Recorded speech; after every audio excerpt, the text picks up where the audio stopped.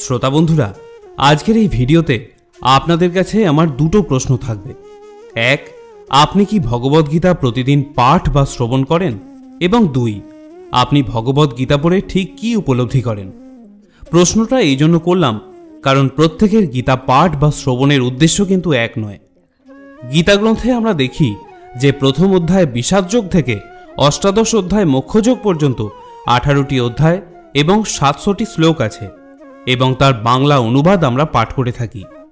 অনেকে আছেন যারা প্রতিদিন ইউটিউব থেকে গীতা শ্রবণ করেন, আবার অনেকে আছেন যারা গীতা গ্রন্থ পাঠ করে থাকেন। কিন্তু এই গীতা পাঠের উদ্দেশ্য কি? পুণ্য সঞ্চয় নাকি জ্ঞান লাভ? আমি বলবো দুটোই। কারণ গীতা মাহাত্ম্যে বলা হয়েছে যে গীতা পাঠে আমাদের কি কি পুণ্য প্রাপ্তি ঘটে থাকে।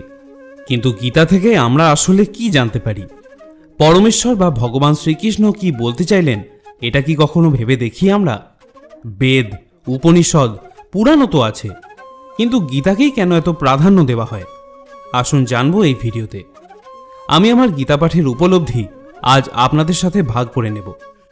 আপনাদের কাছে একটি মাত্র অনুরোধ, ভিডিওটি একটু সময় নিয়ে দেখবেন। এখন যদি ব্যস্ত থাকেন তাহলে পরে দেখে নেবেন, কিন্তু সম্পূর্ণ দেখবেন। গীতাকে দুভাবে বিশ্লেষণ করা যায়, সূক্ষ্মভাবে এবং স্থূলভাবে। যদি স্থূলভাবে দেখা যায় তাহলে ভগবদ গীতা হল একটি কথোপকথন শ্রীকৃষ্ণ এবং অর্জুনের মধ্যে কিছু কথা, যেখানে শ্রীকৃষ্ণ বিষাদগ্রস্ত অর্জুনকে যে যুদ্ধ করতে চায় না জীবনের সার কথা শোনাচ্ছেন। কুরুক্ষেত্রের রণভূমিতে অর্জুন যখন বললেন, হে সারথী শ্রীকৃষ্ণ, তুমি দুই দলের মধ্যে আমার রথ স্থাপন করো, আমি দেখতে চাই আমাকে কাদের সঙ্গে যুদ্ধ করতে হবে। তখন শ্রীকৃষ্ণ তাই করলেন। অর্জুন কৌরব সৈন্যদের মধ্যে তার আত্মীয় পরিজন, আচার্যবর্গ এবং বন্ধু বান্ধবদের দেখতে পেলেন। তারা সবাই জীবন বিসর্জনে উন্মুখ। এই দৃশ্য দেখে অর্জুন খুবই মর্মাহত হয়ে পড়লেন। তিনি শ্রীকৃষ্ণকে বললেন, আমি আমার অতি নিকট আত্মীয় পরিজনদের কিভাবে হত্যা করব? এ যে মহাপাপ। যুদ্ধে জয়ী হয়ে যদি ত্রিভুবনের আধিপত্যও পাই তাহলেও আমি যুদ্ধ করব না। এই যুদ্ধের ভয়াল রূপ কল্পনা করে আমার হাত পা কম্পিত হচ্ছে। এই বলে তিনি গান্ডি পরিত্যাগ করে রথের ওপরে বসে পড়লেন। এরপর শ্রীকৃষ্ণ অর্জুনকে জীবনের সেরা শিক্ষা দিতে শুরু করলেন। অষ্টাদশ অধ্যায়ে গিয়ে আমরা দেখতে পাই অর্জুনের সমস্ত সংশয় দূর হয়ে গিয়েছে এবং সে যুদ্ধের জন্য দৃঢ় সংকল্প হয়েছে। এই হলো ভগবদ গীতার মোটামুটি স্থূল বিশ্লেষণ। কিন্তু শুধু কি তাই? অর্জুনকে যুদ্ধে রাজি করানোই কি কৃষ্ণের মূল উদ্দেশ্য, নাকি তার বলা কথার অন্য কোনো গুরুত্ব রয়েছে? আর শ্রোতা বন্ধুরা, এখানেই শুরু হয় গীতার সূক্ষ্ম বিশ্লেষণ। আজ থেকে 5000 বছর আগে একটি মহাযুদ্ধ শুরু হওয়ার আগে অর্জুনকে যে বাণী প্রদান করা হলো সেগুলি আমাদের জন্য, অর্থাৎ কলিযুগের জন্য ভীষণ অপরিহার্য। সেই যুগের অর্জুনের মধ্যে তার কর্তব্যকে নিয়ে যে সংশয় তৈরি হয়েছিল, আজ আমাদের প্রত্যেকের মধ্যেই তো সেই কর্তব্য নিয়েই সংশয়। কি করা উচিত? এই প্রশ্নের সম্মুখীন আমাদের প্রতিদিন হতে হয়। আমরা সবাই অর্জুন। অর্জুনের সংশয় ছিল কর্ম নিয়ে, ধর্ম নিয়ে, যোগ নিয়ে, বিজ্ঞান নিয়ে, মোক্ষ নিয়ে। আমাদের মধ্যেও তো সেই একই প্রশ্ন। একটি সাদৃশ্য লক্ষ্য করুন। অর্জুনের সামনে একটি সমস্যা উপস্থিত, কিন্তু তিনি তার সমাধান না পেয়ে ভেঙে পড়েছেন। তিনি যুদ্ধ করার আগেই হাল ছেড়ে দিচ্ছেন। তিনি কর্মফলের কথা ভেবে ভীষণ আতঙ্কিত, ভাবিত। আমাদের সঙ্গেও তো এমন হয়। আমরাও অনেক সমস্যাকে শুধুমাত্র চোখে দেখেই ভয় পেয়ে যাই। সমস্যার ভিতরে ঢুকে সমাধানের চেষ্টা না করেই আমরাও হাল ছেড়ে দিই আর বলে থাকি, আমার দ্বারা হবে না। আমরাও ফলের কথা ভেবে থেমে যাই। তাহলে আছে তো সাদৃশ্য।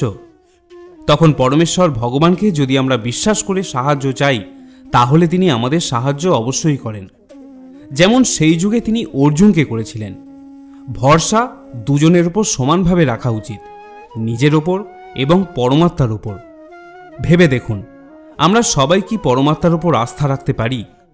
যারা পারে তারা পরমেশ্বরের হাত ধরে সব বাধা অতিক্রম করতে পারে। যেমন অর্জুনকে তিনি অনেক সাহায্য করেছিলেন, অর্জুন বিজয়ী হয়েছিলেন, কিন্তু দুর্যোধন ও কৌরবরা তার মাহাত্ম্য বোঝেনি, তাই তারা পরাজিত হয়ে গেল। আমাদের সময়ও অনেক বাধা, অনেক দুঃখ কষ্টের মধ্য দিয়ে আমাদের যেতে হয়। আর যারা পরমেশ্বরের ভালোবাসার মানুষ তাদের তো আরও বেশি করে যেতে হয়। এগুলো এক একটি পরীক্ষা, আর এই পরীক্ষায় উত্তীর্ণ হতে যে পুস্তক আমাদের সাহায্য করে তাই হল শ্রীমদ্ ভগবদ্ গীতা। অর্জুনের চরিত্র থেকে আমরা কি শিখব? দেখুন, এটা তো আমরা জানি যে অর্জুন খুবই বিদ্বান ও বীর ধনুর্ধারী ছিলেন, কিন্তু তিনি যখন দ্বিধা ও ধর্ম সংকটের মুখোমুখি হন তিনি তার অজ্ঞতা গোপন করেননি। তিনি কৃষ্ণের কাছে নিঃসংকোচে তার অজ্ঞতা প্রকাশ করে পরামর্শ চাইলেন। আর দেখুন তার কি ভাগ্য, ব্রহ্মাণ্ডের সবথেকে সেরা শিক্ষক তাকে জ্ঞান ভাণ্ডারে প্রবেশাধিকার দিলেন। জ্ঞান, ভক্তি, কর্ম এবং ধ্যান সম্পর্কে অর্জুনের যা কৌতূহল ছিল সব কিছুর বিস্তারিত জ্ঞান তিনি কৃষ্ণের কাছে পেলেন। আমরা যতই বিদ্বান ও বুদ্ধিমান হই না কেন, যখন আপনি এটা অনুধাবন করবেন যে আপনি যথেষ্ট জানেন না এবং কুণ্ঠা ত্যাগ করে আপনি কারোর কাছে শিক্ষা গ্রহণ করবেন যা আপনার জানা নেই, তখনই আপনি একজন পরিপূর্ণ মানুষ হয়ে উঠবেন। দেখুন, কোনো কিছুর বিষয়ে জ্ঞান না থাকাটা ভুল নয়, কিন্তু জ্ঞান না থাকা সত্ত্বেও অহংকার করে বড় হবার চেষ্টা করাটা কখনোই যথার্থ মানুষ হওয়ার লক্ষণ নয়। এই শিক্ষা আমরা অর্জুনের কাছে পাই। আর শ্রীকৃষ্ণ, তিনি নিজেই সব জ্ঞানের আধার হওয়া সত্ত্বেও কি সাবলীল ও সহজভাবে বিরক্তি প্রকাশ না করে ছাত্রের প্রশ্নের উত্তর দিতে হয়, আমরা তার কাছে এটা শিখি। একজন শিক্ষক তখনই মহান যখন তিনি ছাত্রের স্তরে নিজেকে রেখে তাকে উপদেশ দিতে পারেন। গীতার বেশ কিছু শ্লোক আমাদের অনেকেরই বহুবার শুনে শুনে মুখস্থ।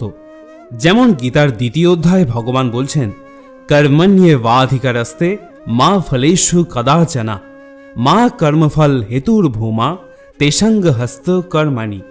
অর্থাৎ কর্ম করে যাও, কিন্তু ফলের আশা করো না। ভগবদ্ গীতায় বলা এই কথাটি জানেন না এমন মানুষ পাওয়াই দুষ্কর, প্রায় প্রবাদে পরিণত হয়েছে। কিন্তু এর গুড়ো অর্থ কি সেটা কি কেউ জানে? আমরা তো ভাবতেই পারি যে ফলের কথা চিন্তা না করে কেউ কর্ম করতে পারে না। পাণ্ডব এবং কৌরবদের যে যুদ্ধ, তারাও তো ফলের কথা চিন্তা করেই যুদ্ধ করেছিল। তারা কি কেউ হেরে যাওয়ার জন্য যুদ্ধ করতে এসেছিল? বাস্তব উদাহরণ দিয়েই বলি, ধরুন আপনি একটি চাকরির পরীক্ষা দেবেন।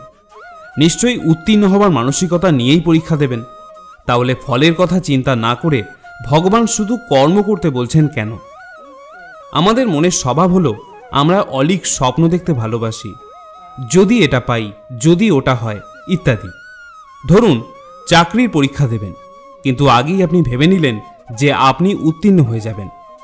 তারপর আপনার মন আপনাকে ভাবাবে যে উত্তীর্ণ হয়ে গেলে কি কি স্বপ্ন পূরণ করতে পারবেন। যেমন ধরুন নতুন গাড়ি, দামি মোবাইল বা নতুন বাড়ি করার স্বপ্ন ইত্যাদি। এরপর আবারও একটা অলীক চিন্তা, এবং তারপর আবারও একটা।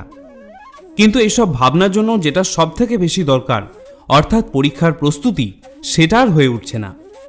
কারণ মন আপনাকে ইতিমধ্যেই সুখের সাগরে ভেসে বেড়ানোর স্বপ্ন দেখিয়ে দিয়েছে। ফলে কি হলো, আপনি স্বভাবতই চাকরিটা পেলেন না। এবারে ধরে নিন আপনি এসব অলীক স্বপ্ন কখনোই দেখেননি, তাহলে আপনার শুধু চাকরি না পাওয়া দুঃখটাই থাকবে। আর যিনি অলীক অবাস্তব স্বপ্ন দেখেছেন তার চাকরির সাথে সাথে বাড়ি, দামি গাড়ি ইত্যাদিও হাতছাড়া হয়ে যাওয়ার দুঃখ থাকবে। আর সেই দুঃখে তিনি নতুন উদ্যমে কাজ করতেও পারবেন না। তাই তো ভগবান বললেন, কর্মেই তোমার অধিকার, কর্ম ফলে নয়। তাই এবার থেকে আপনিও গীতার এই উপদেশ মেনে চলার চেষ্টা করবেন, অর্থাৎ কর্মের ফলের থেকে কর্মকেই বেশি গুরুত্ব দেওয়ার চেষ্টা করবেন।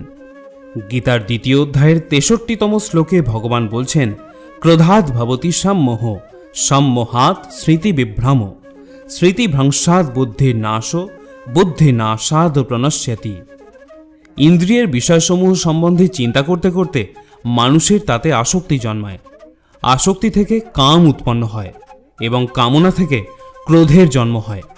মানুষের শরীরে যতগুলি রিপু আছে তাদের মধ্যে সবথেকে ভয়ঙ্কর হলো এই রাগ বা ক্রোধ। মানুষের রাগ তাকে নরকে টেনে নিয়ে যায়। এখানে এই প্রশ্ন মনে আসা স্বাভাবিক যে রাগ করা বা ক্রোধ করা মানুষের তো স্বাভাবিক স্বভাব। এমন পরিস্থিতি সবার জীবনেই আসে যে মনের মধ্যে রাগের জন্ম হয়।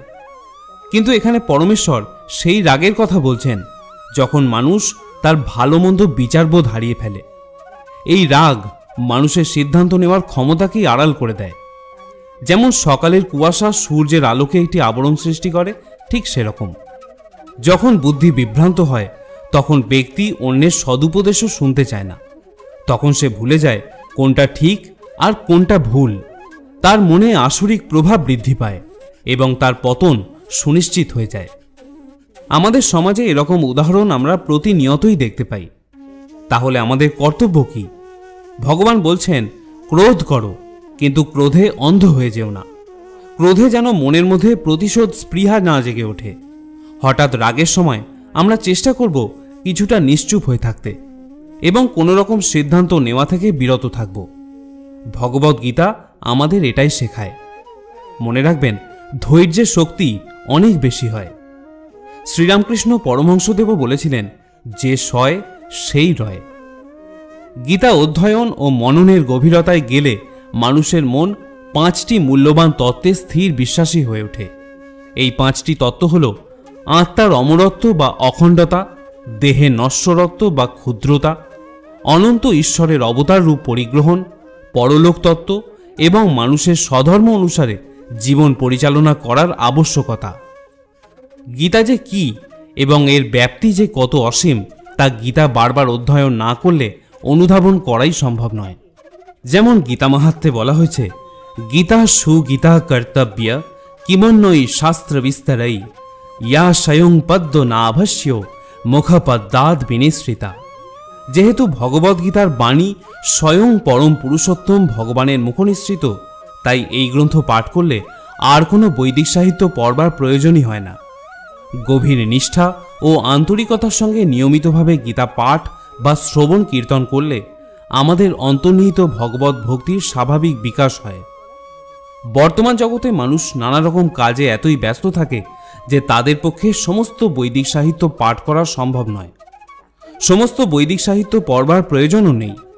এই একটি গ্রন্থ ভগবদ্গীতা পাঠ করলেই মানুষের সমস্ত বৈদিক জ্ঞানের সারমর্ম উপলব্ধি করতে পারবে। কারণ ভগবদ্গীতা হল বেদের সার কথা এবং এই ভগবদ্গীতা হল স্বয়ং পরমেশ্বরের মুখ নির্গত বাণী। ভগবদ্গীতার কর্মসন্ন্যাস যোগে শ্রীকৃষ্ণ বলছেন, তদ্বুদ্ধয় তদাত্মান তন্নিষ্ঠা তৎপরায়ণা গচ্ছন্ত পুনরাবৃত্তিম জ্ঞান নির্ধুত কলমশা। যার বুদ্ধি ভগবানের প্রতি উন্মুখ হয়েছে, মন ভগবানের চিন্তায় একাগ্র হয়েছে, নিষ্ঠা ভগবানে দৃঢ় হয়েছে এবং যিনি ভগবানকে তার একমাত্র আশ্রয় বলে গ্রহণ করেছেন, জ্ঞানের দ্বারা তার সমস্ত কলুষ সম্পূর্ণরূপে বিধৌত হয়েছে এবং তিনি জন্মমৃত্যুর বন্ধন থেকে মুক্ত হয়েছেন। ভগবান শ্রীকৃষ্ণই হলেন পরম তত্ত্ব। সম্পূর্ণ ভগবদ্গীতা শ্রীকৃষ্ণের ভগবত্তার কথাই ঘোষণা করেছে। সমস্ত বৈদিক শাস্ত্রেও সেই একই কথা বলা হয়েছে। তত্ত্ববিদেরা পরতত্ত্বকে ব্রহ্ম, পরমাত্মা ও ভগবান রূপে জানেন। ভগবান হলেন পরম তত্ত্বের শেষ কথা, তার ঊর্ধ্বে আর কিছুই নেই। ভগবানও বলছেন, মত্ত পরতরং নান্যম কিঞ্চিদস্তি ধনঞ্জয়। হে অর্জুন, আমার থেকে শ্রেষ্ঠ আর কেউই নয়। নির্বিশেষ ব্রহ্ম সম্বন্ধেও শ্রীকৃষ্ণ বলেছেন, ব্রহ্মণো হি প্রতিষ্ঠাহম। আমি নির্বিশেষ ব্রহ্মের আশ্রয়। সুতরাং সর্বতোভাবে শ্রীকৃষ্ণই হলেন পরাৎপর তত্ত্ব, যার মন, বুদ্ধি, নিষ্ঠা ও আশ্রয় ভগবান শ্রীকৃষ্ণতেই নিত্য কেন্দ্রীভূত। অর্থাৎ যিনি পূর্ণরূপে শ্রীকৃষ্ণের শরণাগত, তিনি নিঃসন্দেহে সমস্ত পাপ থেকে মুক্ত হয়ে পূর্ণ জ্ঞানে পরম সত্যকে উপলব্ধি করতে পারেন। কৃষ্ণ ভক্ত পূর্ণরূপে ভগবান শ্রীকৃষ্ণের অচিন্ত ভেদাভেদ তত্ত্ব উপলব্ধি করতে পারেন। এই দিব্যজ্ঞান প্রাপ্ত হয়ে তিনি অবিচলিতভাবে মুক্তির পথে এগিয়ে চলেন। একজন প্রকৃত কৃষ্ণভক্ত কখনোই জাতি অথবা কুলের মধ্যে পার্থক্য বিচার করে না। সমাজ ব্যবস্থার পরিপ্রেক্ষিতে একজন ব্রাহ্মণ একজন চণ্ডালের থেকে আলাদা হতে পারে, অথবা একটি কুকুর, একটি গরু অথবা একটি হাতি জাতিগতভাবে ভিন্ন হতে পারে। কিন্তু ভগবত তত্ত্বজ্ঞানীর দৃষ্টিতে এই দেহজাত ভেদগুলি সম্পূর্ণ নিরর্থক। ভগবান বলছেন, বিদ্যা বিনয় সম্পন্নে ব্রাহ্মণে গবী হস্তিনী শুনি চৈব সপাকে চপণ্ডিতা সমদর্শিনা। জ্ঞানমান পণ্ডিতেরা বিদ্যা বিনয় সম্পন্ন ব্রাহ্মণ, গাভী, হস্তি, কুকুর, ও চণ্ডাল সকলের প্রতি সমদর্শী হন। পরম তত্ত্বের এই উপলব্ধি হল প্রকৃত জ্ঞান। জাতিবর্ণ নির্বিশেষে ভগবান সকলকেই সমানভাবে কৃপা করে থাকেন, কারণ তিনি প্রতিটি জীবকেই তার সখা বলে মনে করেন, তার বন্ধু বলে মনে করেন, এবং জীবের অবস্থা নির্বিশেষে পরমাত্মা রূপে সর্বদাই তার সঙ্গে বিরাজ করেন। চণ্ডাল এবং ব্রাহ্মণের দেহ ভিন্ন হলেও ভগবান তাদের উভয়ের সঙ্গেই পরমাত্মা রূপে বিরাজমান। জড়া প্রকৃতির ভিন্ন ভিন্ন গুণের প্রভাবে জড় দেহের সৃষ্টি হয়, কিন্তু দেহের মধ্যে থাকা জীবাত্মা ও পরমাত্মা একই চিন্ময় গুণ সম্পন্ন। গুণগতভাবে এক হলেও জীবাত্মা এবং পরমাত্মার আয়তন ভিন্ন, কারণ জীবাত্মা কেবল একটি দেহেই থাকতে পারে, কিন্তু পরমাত্মা প্রত্যেক দেহে বিরাজমান থাকে। যারা কৃষ্ণ ভাবনায় ভাবিত তারা এই তত্ত্ব সম্পূর্ণরূপে অবগত, তাই তিনি হলেন প্রকৃত জ্ঞানী এবং সমদৃষ্টি সম্পন্ন। বিশেষ অবস্থা অনুযায়ী প্রতিটি মানুষেরই যেমন কোনো না কোনো লক্ষণ থাকে, কৃষ্ণ ভাবনাময় মানুষেরও সেই রকম চলা, বলা, চিন্তাভাবনায় কতগুলি প্রকৃতগত লক্ষণ থাকে। একজন ধনীর কতগুলো লক্ষণ থেকে বোঝা যায় যে সে হলো ধনী ব্যক্তি। একজন রোগীর কতগুলি লক্ষণ দেখলেই বোঝা যায় যে সে একজন রোগী। একজন জ্ঞানীর লক্ষণ দেখলে বোঝা যায় যে সে জ্ঞানী। ঠিক তেমনি শ্রীকৃষ্ণের অপ্রাকৃত ভাবনায় মগ্ন কোনো ব্যক্তির কথা বলবার ধরন, চলার ভঙ্গি, চিন্তাধারা, মনোবৃত্তি এগুলি দেখলেও বোঝা যায় যে তিনি হলেন একজন ভগবত ভক্ত। ভগবত ভক্তের এই সমস্ত লক্ষণের বর্ণনা ভগবত গীতাতে পাওয়া যায়। সাংখ্যযোগে অর্জুন ভগবান শ্রীকৃষ্ণকে জিজ্ঞাসা করলেন, স্থিত প্রজ্ঞস্য কা ভাষা সমাধিস্তস্য কেশব স্থিতোধি কিম প্রভাষেত কিমাশীত ব্রজেত কিম। হে কেশব, স্থিতপ্রজ্ঞ অর্থাৎ অচলা বুদ্ধিসম্পন্ন মানুষের লক্ষণ কি? তিনি কিভাবে কথা বলেন, কিভাবে অবস্থান করেন এবং কিভাবেই বা তিনি বিচরণ করেন? এই লক্ষণগুলির মধ্যে সবথেকে বেশি গুরুত্বপূর্ণ হচ্ছে তিনি কিভাবে কথা বলেন, কারণ কথার মধ্য দিয়েই সবথেকে গভীরভাবে মানুষের অন্তরের ভাবের প্রকাশ হয়। প্রবাদ আছে, মূর্খ যতক্ষণ না পর্যন্ত তার মুখ খুলছে ততক্ষণ তার মূর্খতা প্রকাশ পায় না। বিশেষ করে ভালো পোশাকে সজ্জিত মূর্খ যতক্ষণ না তার মুখ খুলছে ততক্ষণ তাকে চেনার কোনো উপায় থাকে না, কিন্তু যখনই সে মুখ খোলে তখনই তার পরিচয় প্রকাশ পেয়ে যায়। কৃষ্ণ ভাবনাময় মানুষের প্রাথমিক লক্ষণ হল তিনি শ্রীকৃষ্ণ অথবা শ্রীকৃষ্ণ সম্বন্ধীয় বিষয় ছাড়া আর কোনো কথাই বলেন না। অন্যান্য লক্ষণ তখন স্বাভাবিকভাবেই তার মধ্যে প্রকাশিত হয়। শ্রী ভগবান তাই অর্জুনকে বললেন, প্রজোহাতি যদা কামান সর্বান পার্থ মনোগতান আত্মনেব আত্মনা তুষ্ট স্থিত প্রজ্ঞস্ত উচ্যতে। হে পার্থ, জীব যখন মানসিক জল্পনা কল্পনা থেকে উদ্ভূত সমস্ত মনোগত কাম পরিত্যাগ করে এবং তার মন যখন এভাবেই পবিত্র হয়ে আত্মাতে পূর্ণ পরিতৃপ্তি লাভ করবে, তখনই তাকে স্থিতপ্রজ্ঞ বলা হবে। শ্রীমদ্ ভগবদ্গীতায় দৃঢ়ভাবে বলা হয়েছে, সম্পূর্ণ কৃষ্ণ ভাবনাময় মানুষ অর্থাৎ ভগবত ভক্তের মধ্যে মহৎ মুনি ঋষিদের সমস্ত গুণাবলী লক্ষ্য করা যায়, আর যারা ভগবত ভক্ত নয় তাদের মধ্যে কোনো গুণই দেখা যায় না, কারণ তারা তাদের সীমিত মনের জল্পনা কল্পনার কাছে আত্মসমর্পণ করে এবং নিজেদের ইন্দ্রিয়ের দাসত্ব করে থাকে। সুতরাং এখানে যথার্থই বলা হয়েছে যে জল্পনা কল্পনার মাধ্যমে সৃষ্ট ইন্দ্রিয় সুখ ভোগের সব রকম ইচ্ছাকে পরিত্যাগ করতে হবে। কৃত্রিমভাবে এই ইচ্ছাকে কখনোই সংবরণ করা যায় না, কিন্তু মানুষ যখন কৃষ্ণ ভাবনায় নিজেকে নিয়োজিত করে তখন কোনো রকম বাহ্যিক প্রচেষ্টা ছাড়াই আপনা থেকেই এই সমস্ত ইন্দ্রিয় সুখ ভোগের বাসনা প্রশমিত হয়। তাই মানুষের কর্তব্য হল দ্বিধাহীনভাবে ভক্তিযোগের পথ অবলম্বন করা, কেননা এই পথ অবলম্বন করার ফলে সে অচিরেই অপ্রাকৃত চেতনায় অধিষ্ঠিত হতে পারে। যিনি মহাত্মা তিনি জানেন তিনি হলেন ভগবান শ্রীকৃষ্ণের নিত্যকালের ভৃত্য, এবং এই সত্য উপলব্ধির ফলে তিনি নিত্য আনন্দ অনুভব করেন। জড় জগৎকে ভোগ করার তুচ্ছ কোনো বাসনাই তার মনের মধ্যে আর থাকে না। তিনি তার প্রকৃত স্বরূপে পরমেশ্বরের নিত্য সেবায় মগ্ন থেকে সদাই সুখ অনুভব করে থাকেন।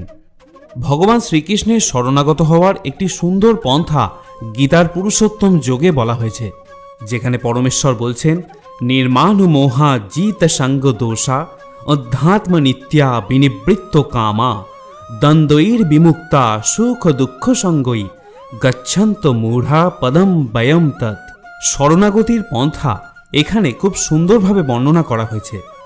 তার প্রথম যোগ্যতা হল গর্বের দ্বারা মহাচ্ছন্ন না হওয়া, কারণ বদ্ধ জীব নিজেকে জড়া প্রকৃতির অধিপতি মনে করে অহংকার করে থাকে, আর আমরা সকলেই জানি অহংকারই পতনের কারণ। তাই পরম পুরুষোত্তম ভগবানের শ্রীচরণে আত্মসমর্পণ করা তার পক্ষে খুবই কঠিন হয়ে পড়ে। যথার্থ জ্ঞান অনুশীলন করার মাধ্যমে তাকে জানতে হবে যে জড়া প্রকৃতি তার নিজের নয়, অধিপতি হলেন পরম পুরুষোত্তম ভগবান শ্রীকৃষ্ণ। অহংকারজনিত মোহ থেকে কেউ যখন মুক্ত হয় তখন সে আত্মসমর্পণের পন্থা শুরু করতে পারে। যে সর্বদাই এই জড়জগতের সম্মানের আকাঙ্ক্ষা করে তার পক্ষে পরমেশ্বর ভগবানের চরণে আত্মসমর্পণ করা সম্ভব নয়। আপনি দেখে থাকবেন, যখনই কোনো ব্যক্তি সাফল্য লাভ করে বা সমাজের উঁচু স্তরে পৌঁছে যায় তখন তাকে অবিচ্ছিন্ন মোহ এসে ঘিরে ধরে, যার ফলে তার মনে অহংকারের উদয় হয়। সে তার অতীতের কথা পর্যন্ত ভুলে যায়, কারণ মোহ এবং অহংকার তার বুদ্ধিকে বিভ্রান্ত করে। জীব যদিও অল্পদিনের জন্যই এখানে আসে, তারপর বিদায় নিয়ে চলেও যায়, কিন্তু তবুও মূর্খের মতো সে মনে করে যে সে এই জগতের অধীশ্বর। এভাবেই সে সবকিছু জটিল করে তোলে এবং তার ফলে সে সর্বদাই দুর্দশাগ্রস্ত। কিন্তু দুঃখের কথা হলো, এই ধারণার বশবর্তী হয়েই সমস্ত জগৎ চালিত হচ্ছে। মানুষ মনে করে যে সারা পৃথিবীটাই মানব সমাজের সম্পত্তি এবং মিথ্যা মালিকানার ভ্রান্ত বোধে তারা পৃথিবীটাকে ভাগ করে নিয়েছে। মনুষ্য সমাজ যে এই জগতের মালিক, সেই ভ্রান্ত ধারণা থেকে মুক্ত হতে হবে। এই ধরনের ভ্রান্ত ধারণা থেকে মুক্ত হলে পারিবারিক, সামাজিক, জাতীয়তা বোধের ভ্রান্ত ধারণা থেকে মুক্ত হওয়া সম্ভব। এই সমস্ত মিথ্যা বন্ধনগুলি মানুষকে জড়জগতে আবদ্ধ করে রাখে। এই স্তর অতিক্রম করার পর দিব্য জ্ঞান অনুশীলন করতে হবে। যথার্থ জ্ঞানের মাধ্যমে তাকে জানতে হবে কোন জিনিসগুলি তার এবং কোনগুলি তার নয়। সবকিছু সম্বন্ধে যথার্থ জ্ঞান লাভ হলেই মানুষ সুখ দুঃখ, আনন্দ বেদনার দ্বন্দ্ব ভাব থেকে মুক্ত হতে পারবে। সে যখন পূর্ণ জ্ঞান লাভ করবে তখনই কেবল পরম পুরুষোত্তম ভগবানের শ্রীচরণে আত্মসমর্পণ করতে পারবে, এবং এটিই হল শ্রী ভগবানের শরণাগতির শ্রেষ্ঠ পন্থা। এবং এই শরণাগতি এলেই পরম কল্যাণ। গীতার সার কথা হলো এটাই। এই কথা আমরা শুনেও শুনি না, বুঝেও বুঝি না। অহংকার অনেক প্রকারের, তা দূর করবার কোনো চেষ্টাই আমরা করি না। শাস্ত্রের কথা, শাস্ত্রের ভাষা আমাদের মন স্পর্শ করে না। আমাদের অবস্থা যেমন নদীর স্রোতে পড়েছে একটি বিরাট হাতি, প্রবল স্রোতে তার প্রাণ ওষ্ঠাগত, কিছুতেই উঠতে পারছে না। কিন্তু সেই নদীর স্রোতে ছোট ছোট মাছ আনন্দে সাঁতার কেটে চলেছে। মাছ হাতিকে বলছে, কেন এত কষ্ট পাচ্ছ, এসো না আমাদের মতো। মাছের ভাষা হাতি বুঝতে পারে না, তার পথে চলতে পারে না। যেমন ভক্তের ভাষা অভক্তেরা বোঝে না, বিষয়ীরা কর্ণপাতও করে না। তাদের কাছে এই জীবনটা মনে হয় সংগ্রামময়, দুঃখ ভরা। কিন্তু যিনি পুরুষোত্তমকে ভালোবেসেছেন, মঙ্গলকামী সখা বলে জেনেছেন, তার জীবনে কোনো দুঃখ নাই। বিপদ আপদ যাই আসুক তাকে উদ্বেগ দিতে পারে না, তার শান্তি কখনোই নষ্ট করতে পারে না। এই দুঃখ ভরা সংসারে ঋষিরা অনুভব করেছেন আনন্দ ভরা মধুময়তা। মধু বাতা ঋতয়াতে মধু সরন্তি সিন্ধব। অফুরন্ত মধু, অনাবিল আনন্দ। কারণ মধু ব্রহ্মের সঙ্গে, আনন্দময় ভগবানের সঙ্গে তারা ছিলেন নিত্যযুক্ত। শ্রী ভগবানকে আপনজন, প্রিয় ও সর্বভূতের বন্ধু বলে যিনি জানেন, তিনিই শান্তি লাভ করেন। ভগবদ গীতায় এটাই হলো ভগবানের বাণী, সুহৃদম সর্বভূতানাম জ্ঞাত্তা মাম শান্তি মৃচ্ছতি। অর্থাৎ সর্বভূতের বন্ধু বলে যে আমাকে জানবে সেই শান্তি লাভ করবে। হে পার্থ, যাদের আমার প্রতি বিশ্বাস নেই, আমার প্রতি ভক্তি নেই, তারা আমাকে লাভ করতে না পেরে এই জন্মমৃত্যুর চক্রে আবদ্ধ হয়ে ঘুরতে থাকে, এই ভৌতিক জগতে বারংবার আসতেই থাকে। হে অর্জুন, যারা আমার পরম ভক্ত, যারা সর্বদাই আমাকে স্মরণ করে, একক চিত্তে আমার উপাসনা করে, তাদের প্রত্যেকের কল্যাণের দায়িত্ব আমি স্বয়ং নিয়ে থাকি। আমরা যখন কোনো কাজ ভগবানের নামে করে থাকি তখন ভগবানের শক্তি আমাদের সাহায্য করে। আপনার পরিস্থিতি পরমাত্মাকে সঁপে দিন, কারণ যতটা পরিশ্রম আপনি সারা জীবনে করে উঠতে পারবেন, পরমাত্মা চাইলে তা এক মুহূর্তে করে দিতে পারেন। যে মানুষকে ভগবান পছন্দ করেন, যাকে তিনি নিজের একজন বিশেষ বলে মনে করেন, তাকে তিনি বারবার ব্যর্থ করেন, তার জীবনে বারবার অনেক বাধা দিয়ে থাকেন। যদি আপনি বারবার হেরে যান, যদি আপনি বারবার ব্যর্থ হন, তাহলে এটা একটা সংকেত যে ভগবান আপনাকে আরও আগে এগিয়ে নিয়ে যেতে চান। কারোর সাথে ছলনা করলে বা ঠকালে আপনার কপালেও একদিন তাই জুটবে, আজ নয়তো কাল, কিন্তু পরিস্থিতি আপনাকে তার পরিণাম নিশ্চয়ই দেবে। ভগবদ্গীতায় পরমেশ্বর বারবার বলেছেন যে সমস্ত কর্ম আমাকে অর্পণ করো। গীতার 2য় অধ্যায়ে ভগবান বলছেন, ময়ি সর্বাণি কর্মাণি সঙ্গন্যস্য অধ্যাত্ম চেতসা নিরাশির নির্মমো ভূত্বা যুদ্ধস্য বিগত জড়। এই শ্লোকে স্পষ্টভাবে ভগবদ্গীতার উদ্দেশ্য বর্ণনা করা হয়েছে। এখানে ভগবান আদেশ করছেন যে সম্পূর্ণভাবে ভগবৎ চেতনায় উদ্বুদ্ধ হয়ে কর্তব্য কর্ম করে যেতে হবে। সৈনিকেরা যেমন গভীর নিষ্ঠা ও শৃঙ্খলার সঙ্গে তাদের কর্তব্য কর্ম করে, মানুষের কর্তব্য হলো ঠিক তেমনভাবেই ভগবানের সেবা করা। ভগবানের আদেশকে কখনো কখনো অত্যন্ত কঠোর বলে মনে হতে পারে, কিন্তু তার আদেশ পালন করাই হচ্ছে মানুষের ধর্ম। তাই শ্রীকৃষ্ণের উপর নির্ভরশীল হয়ে তা আমাদের পালন করতেই হবে, কেননা সেটি হলো জীবের মূল স্বরূপ। তাই শ্রীকৃষ্ণ কখনো অর্জুনকে সখার মতো, আবার কখনো গুরুর মতো নির্দেশ দিয়েছেন যুদ্ধ করার। অর্জুনের পক্ষে সেই নির্দেশ যাচাই করার কোনো পথ ছিল না, তাকে সেই নির্দেশ মানতেই হয়েছিল। ভগবান হচ্ছেন সমস্ত আত্মার আত্মা, তাই নিজের সুখ সুবিধার কথা বিবেচনা না করে যিনি সম্পূর্ণভাবে পরমাত্মার উপর নির্ভরশীল, অথবা পক্ষান্তরে যিনি সম্পূর্ণরূপে কৃষ্ণ ভাবনাময়, তিনিই হচ্ছেন অধ্যাত্ম চেতক। ভৃত্য যখন প্রভুর সেবা করে তখন সে কোনো কিছুরই আশা করে না। খাজাঞ্চি লক্ষ লক্ষ টাকা গণনা করেও তার এক কপর্দকও নিজের বলে মনে করে না, কারণ সে জানে যে সেই টাকা তার মালিকের। ঠিক তেমনি এই জগতের সবকিছুই ভগবানের, তাই তার সেবাতে সবকিছু অর্পণ করাই হলো আমাদের কর্তব্য। আমরা যদি তা করি তাহলে আমরা ভগবানের যথার্থ ভৃত্য হতে পারি, তাহলেই আমাদের জন্ম সার্থক হয় এবং আমরা পরম শান্তি লাভ করতে পারি। কেউ যখন এই প্রকার কৃষ্ণ ভাবনাময় হয়ে কর্ম করে, তখন নিঃসন্দেহে সে কোনো কিছুর ওপরই মালিকানা দাবি করে না। এই মনোবৃত্তিকে বলা হয় নির্মম, অর্থাৎ কোনো কিছুই আমার নয়।